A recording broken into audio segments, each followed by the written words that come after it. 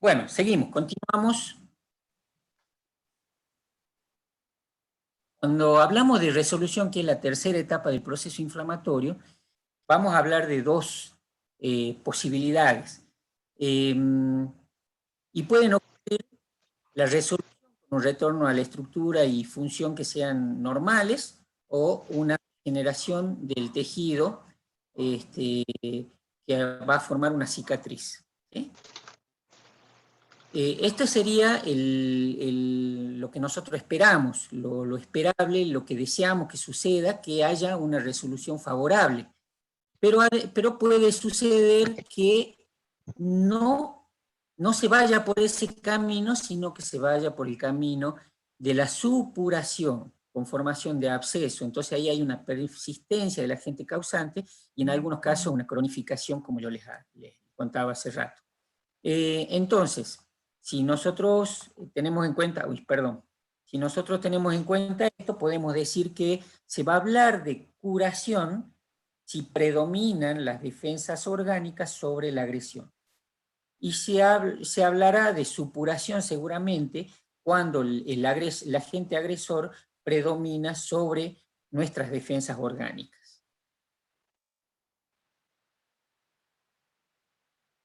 Así, el proceso entonces inflamatorio puede evolucionar hacia una curación total, ¿sí?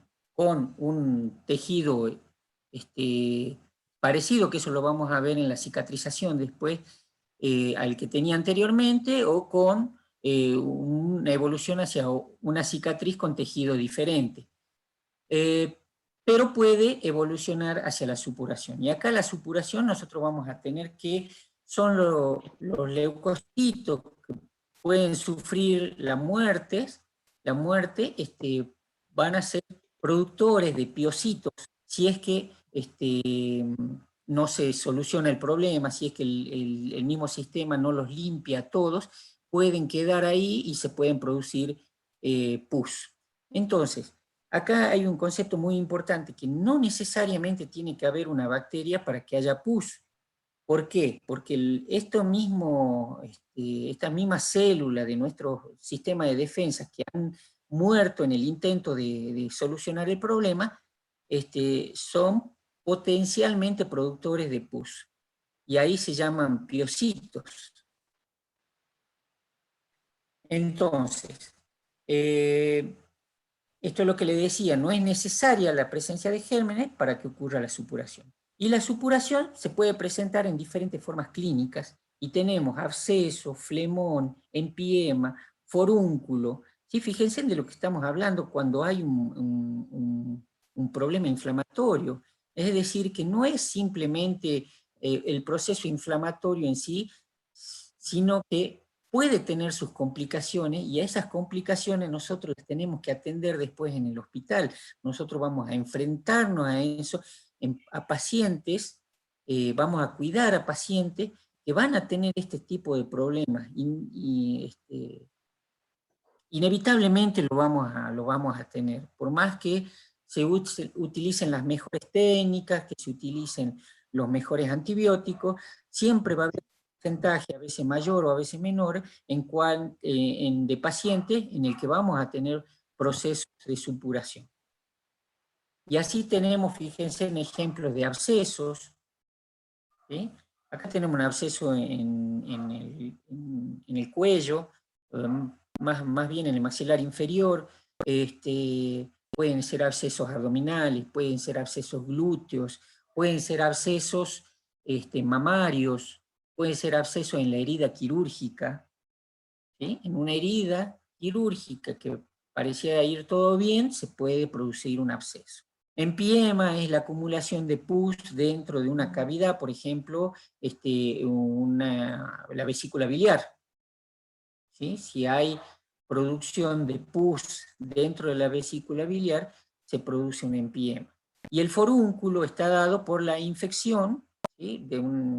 Por un agente bacteriano de un folículo piloso. Y entonces a veces uno o varios folículos pilosos se pueden infectar y dando lugar a un forúnculo.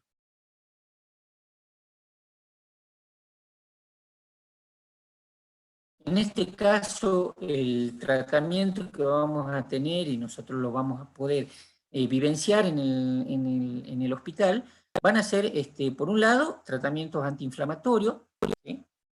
Pueden ser esteroides, pueden ser no esteroides, con corticoides o no, ¿sí? Entonces vamos a tener pacientes que se le administran corticoides, pacientes que se le administran no esteroides, como ketorolac, ibuprofeno. En realidad nosotros lo que vamos a usar mucho en el hospital van a ser ketorolac, por ejemplo. Es el que más usamos dentro de estos AINES, es el que más usamos. ¿Sí? Por ahí el ibuprofeno, el diclofenac, ya queda para cuando se van a la casa y para seguir atendiendo todo el proceso de curación, ¿no es cierto? Apoyando el proceso de curación. Y también en estos casos que hay un proceso inflamatorio que sea complicado, necesitamos de la utilización de antibióticos. Pero a ver, si yo tengo un paciente que va a ser operado de un apéndice, por ejemplo, ¿sí? Bueno, muchas veces el médico, por más que vaya todo bien, que tengamos una herida quirúrgica excelente, todas las recomendaciones y se haya hecho bajo las mejores y estrictas normas de seguridad, lo mismo el cirujano va en forma profiláctica, le va a indicar en antibiótico. En la mayoría de los casos sucede esto, así que el paciente, por lo menos, incluso algunas veces se realizan una sola dosis de antibiótico dentro del quirófano y ya con eso queda cubierto.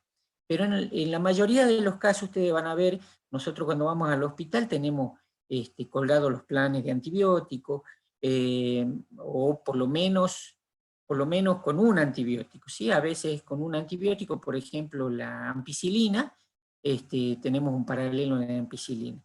Y si no, tenemos a veces, dependiendo de la gravedad del estado del paciente, de la gravedad de ese proceso inflamatorio, de las dificultades que tengan la curación, van a tener metronidazol, ciprofloxacina, unacina, todo por paralelo, ¿sí? En diferentes horarios, y van a tener un esquema de antibióticos.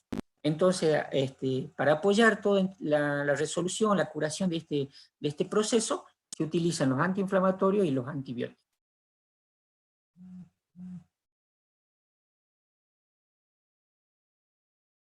Bueno, ¿cómo vamos hasta acá?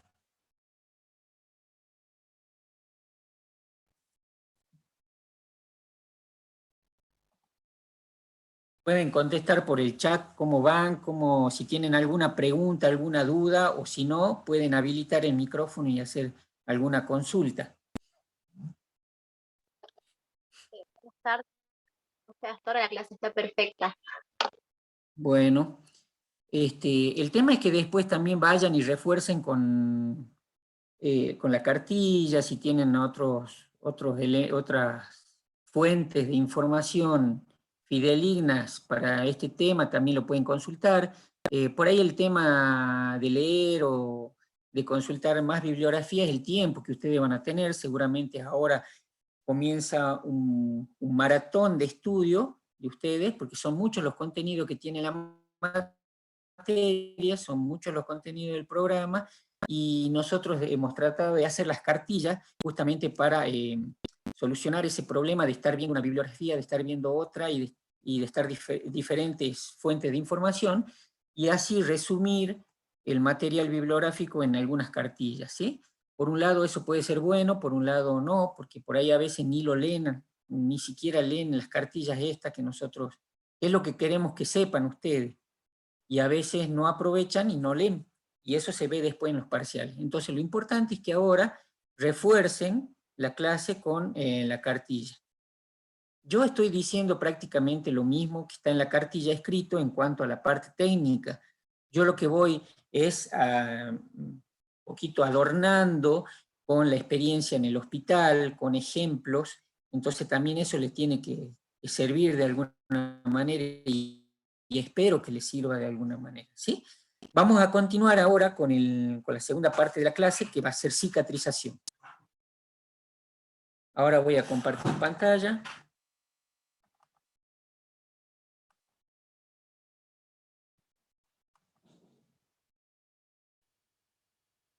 Bueno, la cicatrización también es un proceso, incluso ustedes van a ver que es un proceso que incluye a la inflamación. Ahora lo vemos. Este tema es también de la unidad 1, es el punto 4. Si ustedes tienen a mano el programa, lo van a poder ver ahí. Y lo que vamos a ver va a ser el proceso de cicatrización, los factores que favorecen la cicatrización, tipo de cicatrización y los cuidados de enfermería, ¿sí? Bueno, acá tienen un par de definiciones, en la cartilla también están, ¿sí? Es la restitución o reparación de un tejido lesionado con el objeto de solucionar o subsanar la solución de continuidad que se ha producido y va a comprender una serie de acontecimientos que son celulares, fisiológicos, bioquímicos, vasculares también podemos decir. Es un proceso de reparación o regeneración del tejido alterado que va a dar como resultado un tejido cicatrizal o un tejido igual al original. Y ahí es cuando yo les decía que vamos a ver cuándo se produce una cicatriz o cuándo es un tejido igual al original. Generalmente vamos a hablar de cicatrices, ¿no? Y acá tenemos las formas que se lleva a cabo el proceso de cicatrización.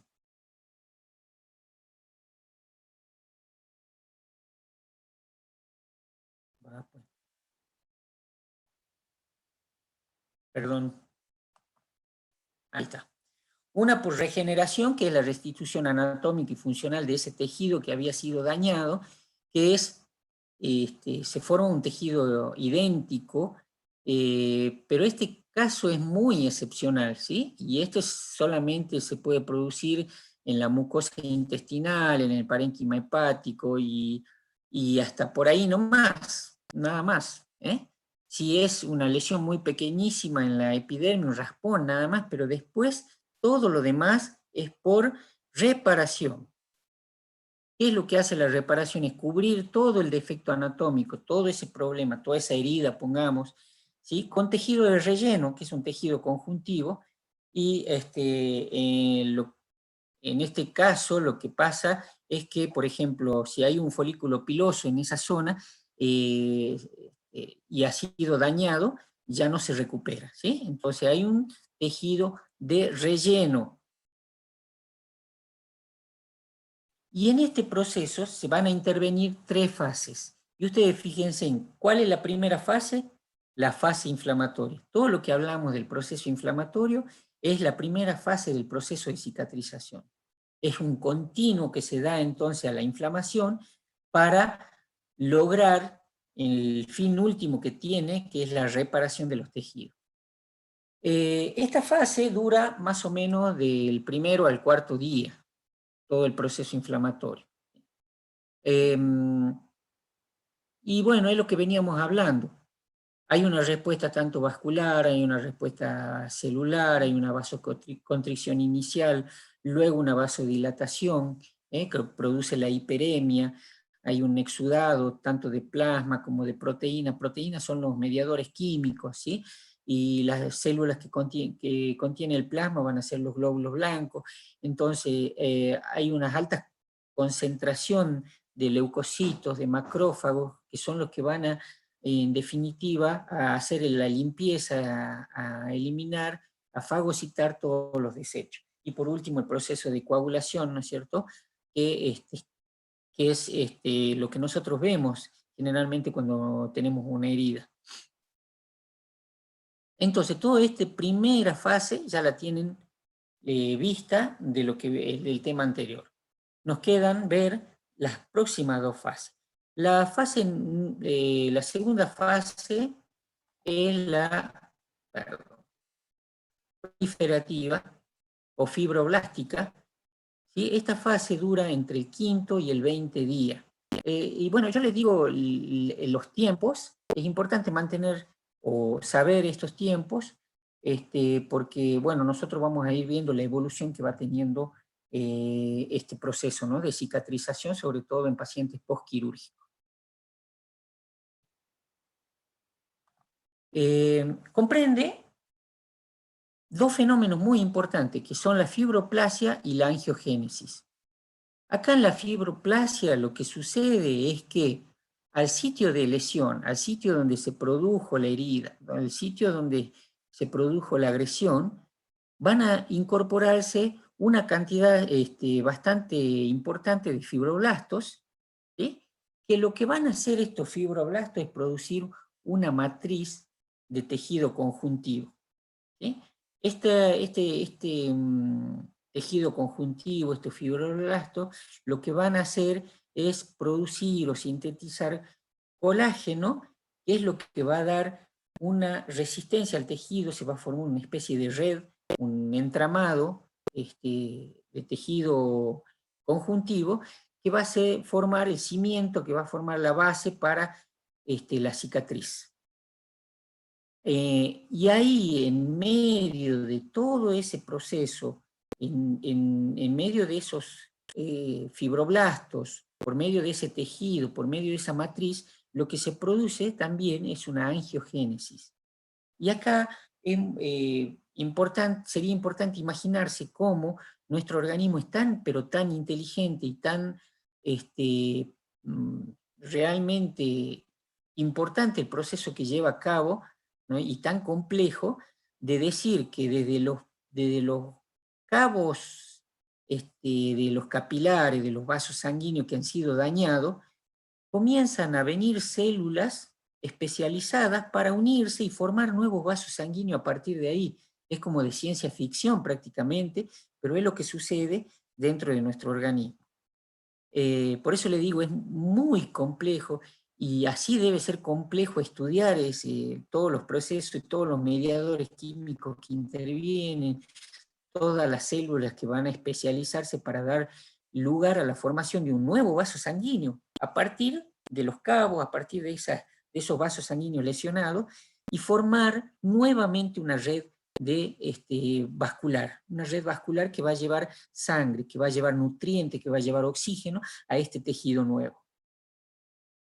Realmente a mí me sorprende, me impresiona, y me asusta lo complejo que puede llegar a ser tratar de entender todo ese proceso. Pero bueno, con que sepamos nosotros que se produce ese proceso, que ese proceso existe y que se va a dar lugar en este tejido conjuntivo nuevo, y que producen nuevos vasos sanguíneos que nos va a servir para nutrir, para oxigenar este nuevo tejido, ya con eso me doy por satisfecho. Entonces los fibroblastos y los vasos sanguíneos van a formar una masa que es muy vascularizada, que se llama tejido de granulación. Este tejido de granulación tiene la característica de ser frágil, ¿no es cierto? Y entonces es muy peligroso, digamos, entre comillas, si nosotros cuando vamos a hacer una curación, tratamos de retirarlo. ¿Y por qué trataríamos de retirarlo? Porque ustedes van a ver el color que tiene, da la impresión de que el proceso de cicatrización no estuviera bien, porque es un color amarillento y ustedes lo pueden confundir como que no, que está sucio, que está con pus, y no está con pus, ya lo vamos a ver en una imagen, y es importante entender la clínica del paciente en este caso. A ver, si yo tengo un paciente que viene bien, que están sus signos normales, que no presenta dolor, que ya se está deambulando, que está caminando, que anda muy bien, y veo ese tejido, pero claramente voy a decir, no, ese es tejido de granulación, ¿no es cierto? Entonces yo no puedo ir a tratar de retirar ese tejido porque retraso todo ese proceso y voy para atrás, en vez de avanzar, voy para atrás. Y acá, por ejemplo, a ver. Y acá ve, ahí tienen, fíjense ustedes en las orillas de esta foto, de la foto de la superior derecha, cómo se muestran esas pequeños acúmulos de blanquecino, amarillento, ahí, eso es tejido de granulación. En este caso, es una herida que ya está evolucionando, ya se está cicatrizando, ¿sí? Puede haber estado más abierta,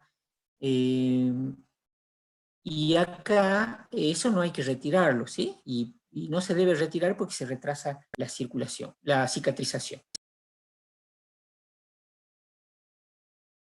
Bueno, este tejido de granulación lo vamos a ver en próximas clases, vamos a ver heridas donde se muestra muy claramente cómo es el tejido de granulación, y además el tema de la pus, por ejemplo, si ustedes dijeran no es pus, la pus es líquida, entonces con una gasa y una pinza uno la puede remover. Este tejido no se lo remueve fácilmente, pero sigue siendo frágil porque estamos rompiendo todo el trabajo que han producido las células, que han producido los vasos sanguíneos, y nosotros si le pasamos fuertemente una gasa, lo vamos a ir lastimando, ¿sí? Entonces por eso tenemos que tener cuidado, y nosotros seguramente vamos a estar con ustedes cuando realicen las primeras curaciones, y ahí vamos a ver.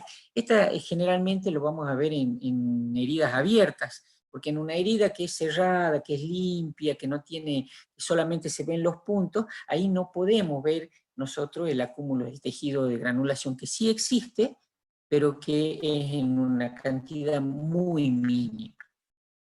Bueno, conforme aumenta el número de fibras de colágeno, la cicatriz se va haciendo, por supuesto, cada vez más resistente.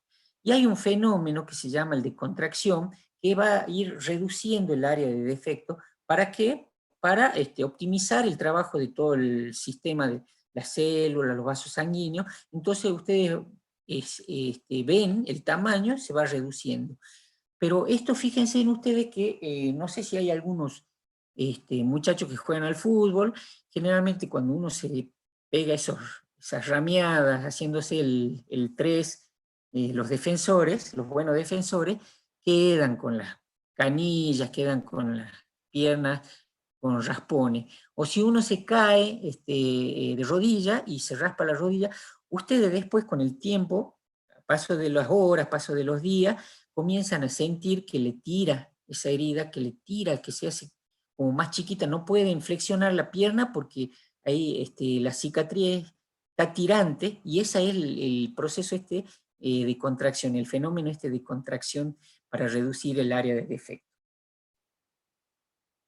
Y luego viene la epitelización, que es donde comienzan a migrar los queratinocitos, se van a dividir estos queratinocitos, que son las células epiteliales, para formar una nueva neodermis, una nueva dermis, ¿sí? Entonces, a partir de esto cuando va ya produciéndose todo ese tejido, la última parte de esta segunda fase del proceso de cicatrización es la migración de los queratinocitos hacia esta zona para formar una nueva dermis, ¿sí? Una nueva piel. Ahí está, fíjense en ustedes, una herida y cómo se ve acá la contracción, ¿sí? Entonces se achica el área para optimizar todo ese trabajo que está haciendo nuestro organismo. Ahí queda un poquito más graficado, más claramente cómo es que se produce este fenómeno.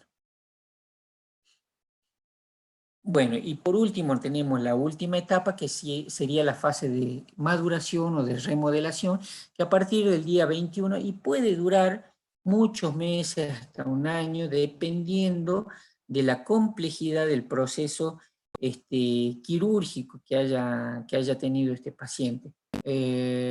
Hay pacientes que recién al año se les puede dar el alta, por ejemplo, ¿sí? Hay pacientes que incluso están internados varios meses con heridas abiertas, no cicatrizan, dependiendo de sus condiciones de salud, dependiendo de sus condiciones nutricionales, dependiendo de lo agresivo que fue la cirugía. Y bueno, eso tiene que ver con lo que veíamos al comienzo, ¿no? Como dependiendo de la magnitud, es la intensidad del proceso inflamatorio, y acá en el proceso de curación se va retrasando. En este caso, en la fase de remodelación, maduración, lo que se produce es, digamos, equilibrar las cargas entre la producción de células de fibroplasia, la producción de células de colágeno, de migración de fibroblastos a la zona. Eso va a ir disminuyendo, ¿sí? Y hay un aumento en la degradación del colágeno. ¿Para qué? Para equilibrar todo este proceso y tener una buena cicatriz. Conforme esta fase va a ir avanzando, entonces el colágeno se va a ir organizando, los fibroblastos ya desaparecen y los capilares se reducen y ya forman una red. Acá, perdón, acá entonces, les vuelvo a decir, se trata de lograr un equilibrio entre la producción de colágeno y la degradación de colágeno. ¿Para qué? Para que tengamos una cicatriz adecuada. Cuando este proceso no funciona adecuadamente, podemos tener cicatrices anormales, ¿sí? Eso lo vamos a ver ahora enseguida. Y hay factores que afectan la cicatrización, pero bueno, son los mismos que mencionábamos anteriormente: la edad, la nutrición del paciente, el estilo de vida. Por ejemplo, el tabaquismo. El tabaquismo lo que hace es producir alteraciones a nivel vascular, y acuérdense que nosotros en el proceso de cicatrización estamos hablando de formación de nuevos vasos sanguíneos. Entonces, ahí puede haber una alteración, ¿sí? También estilos de vida, por ejemplo, estilos de vida saludable con el tema de la alimentación, con el tema de la actividad física, con el tema de la higiene, también son muy importantes a tener en cuenta en un proceso de cicatrización, porque van a ser afectados, van a ser atravesados por estos factores, ¿sí? Medicamentos que se utilizan, algunos medicamentos pueden interactuar y pueden alterar este proceso de cicatrización, ¿sí? Por ejemplo, aspirinas pueden producir aumentos de hemorragia, y entonces no va alterando este proceso, ¿sí? Las infecciones que pueden presentarse en la herida quirúrgica, por supuesto que no va a prolongar todo este proceso, y vamos a tener que utilizar antibióticos, vamos a tener que tener un mayor estadía de ese paciente en el hospital, de internación posiblemente, ¿sí? Mayores costos también, tanto para la institución como para el paciente. Y bueno, y también las presencias de enfermedades crónicas, como hablábamos, la diabetes, la hipertensión, todo eso alteran o van a actuar en forma contraria al proceso de cicatrización, ¿sí? Lo van a afectar de alguna manera. Y acá viene lo que yo les decía, el tema de tener una cicatriz adecuada o no. Vamos a denominar o a conceptualizar la cicatriz como un tejido fibroso que ha sido formado, o de nueva formación, que va a reemplazar a las pérdidas del tejido que hubo en un momento, ¿sí? Y va a unir lo que se llama solución de continuidad.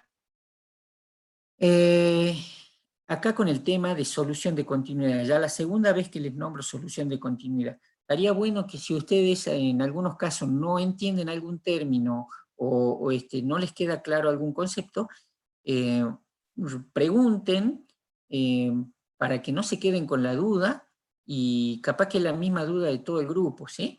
Cuando hablamos de solución de continuidad, yo le decía que la solución de continuidad es igual a una lesión, a una herida. ¿Por qué? Porque la piel es continua. El tejido que recubre nuestro organismo, que es la piel, que es uno de los órganos más grandes según se dice, entonces es totalmente continua. Cuando hablamos de una herida, hablamos de solución de continuidad, ¿sí? Solución de continuidad. Y entonces lo que va a tratar de hacer la cicatriz es resolver esta solución de continuidad, ¿sí? Entonces une los bordes de esa solución de continuidad. Y entonces lo que va a formar es una cicatriz, ¿sí? Para que la cierre, la cura y la cierre. Y esa cicatriz tiene una función de defensa, de sostén, pero ese tejido no va a poder realizar, en general, no va a poder realizar la misma no va a tener la misma función que el tejido al cual ha sustituido. Como yo les decía, por ejemplo, si hay cabello en una herida, ustedes van a ver heridas de cráneo, ¿no? Y en la zona de la herida no vuelve a salir el pelo. Y bueno, estéticamente ese paciente no queda lo mismo que antes, incluso hasta puede traerle algunos problemas que nosotros podemos tener en cuenta a la hora de hacer la valoración del paciente, a buscar alteraciones a nivel emocional, ¿sí? Porque la imagen de ese paciente puede estar alterada.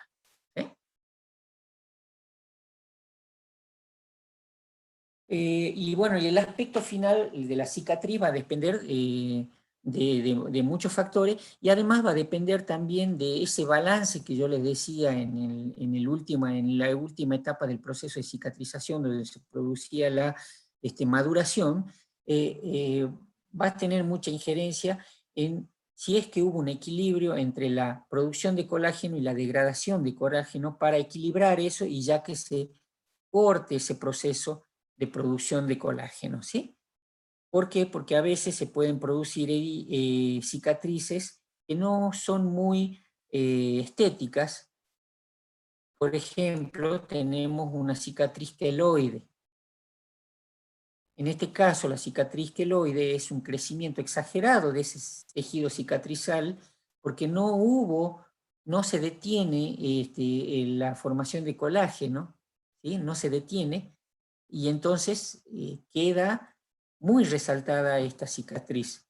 La característica de la cicatriz queloide es que se extiende más allá de las márgenes de la herida. Ustedes fíjense en ustedes que ahí tienen la herida, que parece ser una herida vertical, pero se ha extendido hacia donde posiblemente hayan estado los puntos, ¿sí?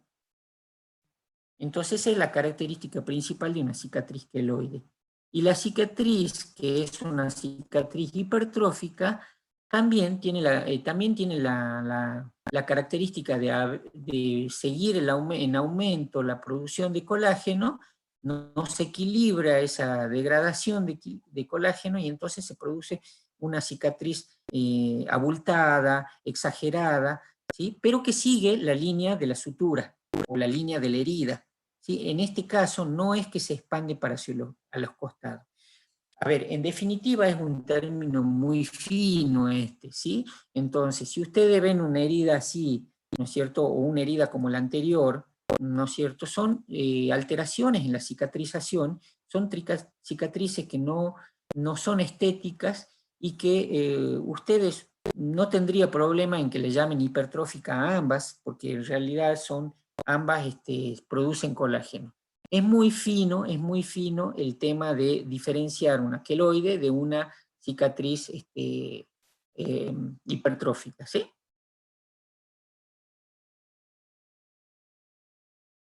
Bueno, acá ya hemos estado hablando bastante de la valoración, ¿no? Las valoraciones locales, la característica de la zona, la presencia o no del dolor, cómo está la herida, cómo está el proceso de cicatrización, cómo va evolucionando, ¿sí? Para eso ustedes tienen que estudiar estos temas, para saber cómo va evolucionando, ¿sí? Si hay o no un proceso infeccioso. Yo siempre les digo, y se lo voy a volver a repetir en próximas clases, que las heridas, las cicatrices, aparentan a veces estar muy bien, aparentan ir evolucionando de la mejor manera, pero a nosotros lo que nos tiene que llamar la atención es la clínica del paciente también, ¿sí? Que vamos a ver en la valoración de lo general de este paciente. La clínica a mí me tiene que decir, me tiene que avisar mucho. Y si este paciente tiene fiebre y está haciendo fiebre y tiene una herida quirúrgica, pues yo tengo que sospechar que la fiebre, el origen, es de la zona de la herida, hasta que se demuestre lo contrario. Y tengo que avisar, ¿sí? Y tengo que resaltar este aumento de la temperatura, Si me refiere dolor, tengo que resaltar y avisar la presencia del dolor, valorarlo, cuánto le duele, ¿sí? Un dolor de 4 en 10, por ejemplo, ¿eh? Un dolor a veces es el dolor más fuerte todavía, entonces yo tengo que anotar, tengo que registrar y tengo que avisar. ¿Para qué? Para que el médico que es responsable de ese paciente tome las medidas necesarias, ¿sí? Las medidas de enfermería son estas que yo le estoy diciendo, hacer la valoración y avisar cuando nosotros encontramos signos o síntomas alterados.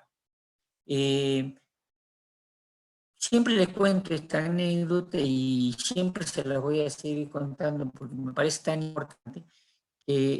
Nosotros teníamos una herida hermosa, una herida supraumbilical, espectacular, la herida estaba muy bonita, los puntos íntegros, aparentemente no había, a la vista no había enrojecimiento, no había secreciones, pero el paciente manifestaba dolor. Dolor, y la temperatura levemente aumentada, ¿sí? O sea, estábamos con una febrícula. Pero el dolor que sentía en la zona era llamativo, este paciente. Entonces lo que destapamos la herida, hicimos la valoración y comenzamos a hacer la curación. Cuando hicimos eso en la práctica hospitalaria con los alumnos, ¿no? Cuando hacemos la valoración, la curación, yo la verdad que comienzo a palpar, a apretar con la gasa, con el apósito, para ver que realmente todo esté bien. Y cuando hicimos presión en uno de los puntos, comenzó a salir pus. Entonces, pero no era poquita, era bastante. Esa pus se iba a acumular y se iba a formar un absceso si nosotros no lo tratábamos a tiempo. Entonces nosotros hicimos lavaje, lavamos la herida y avisamos al médico, por supuesto, y después se siguió curándose de otra manera ya, no solamente, como yo les digo, untar el antiséptico, sino realmente hacer una buena curación a conciencia, que es realmente decirle al paciente, mire, le va a molestar un poquito, pues yo le voy a apretar, le voy a hacer presión para ver si está todo bien, y ahí es donde sale pus, si es que hay un proceso infeccioso. Entonces, fíjense en ustedes qué importante tener todas las herramientas, ¿sí? Lo que nosotros sepamos de cicatrización, lo que sepamos de cómo puede evolucionar un proceso inflamatorio, un proceso de cicatrización, pero además ir teniendo en cuenta el paciente, porque el paciente no es la herida, el paciente es todo, entonces nosotros valoramos la clínica de ese paciente. Y ahí están la valoración general que nosotros tenemos que hacer, que por ejemplo el estado general del paciente cuando está decaído, cuando está asténico, cuando por ahí no tiene apetito, ¿sí? Eso me tiene que estar avisando algo a mí, me tiene que decir y me tiene que alarmar y me tiene que movilizar para buscar qué es lo que está pasando, ¿sí? Y los signos vitales, por supuesto, la temperatura, los otros signos también pueden estar alterados, pero sobre todo la temperatura, ¿sí? Entonces ese es el signo que nosotros nos está diciendo que hay o no hay un proceso infeccioso a partir de este proceso inflamatorio, de este proceso de cicatrización. Y como una etiqueta diagnóstica podemos hablar de un deterioro de la integridad cutánea relacionado con factores mecánicos, que en este caso sería la incisión quirúrgica y manifestado por invasión de estructuras corporales. Este es un diagnóstico tomado de Nanda, ustedes pueden trabajar, ya le van a decir seguramente, o ya le dijeron, con Nanda o con Carpenito. Particularmente a mí me gusta trabajar con Nanda un poquito más, pero es porque yo me acostumbré, ¿no? Nada más que por eso, yo me acostumbré a trabajar con Nanda. La jefa, ella, por ejemplo, ella le va a decir, ella trabaja mucho más con Carpenito, entonces, bueno, ustedes tomen la decisión, es lo mismo va a estar bien si es que ustedes trabajen con uno o con otro. Es mejor trabajar con uno o con otro, no hacer mezcolanzas, ¿sí? Bueno, hasta acá llegamos con nuestros cuidados de enfermería, en realidad nosotros, es nuestra esencia, ¿sí? El cuidado de enfermería. Nosotros podemos tener muchos contenidos teóricos, es necesario saberlos, es necesario estudiar, es necesario tener la bibliografía, es necesario tener el fundamento de lo que estamos haciendo, el fundamento de lo que pasa en una patología, pero nuestra esencia va a ser el cuidado de enfermería. Y nosotros, sabiendo todos estos conceptos, sabiendo todos estos fundamentos, vamos a brindar mejor cuidado de enfermería a este paciente que si no lo supiéramos. Entonces es muy importante tener en cuenta todos los conceptos. Bueno, muchas gracias por la atención y seguramente están cansados. Terminé un poquito antes, yo quería terminar un poquito antes porque sé que más de 1 hora y media, 2 horas de clases es bastante tedioso, es bastante cansador y ya comienzan a perder la concentración también.